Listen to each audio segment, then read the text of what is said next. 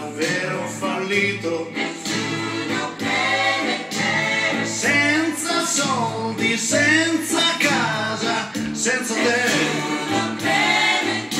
Io spero soltanto che questa sfortuna mi debba lasciare, dovrà pur finire, e cerco qualcuno che possa prestarmi dei soldi.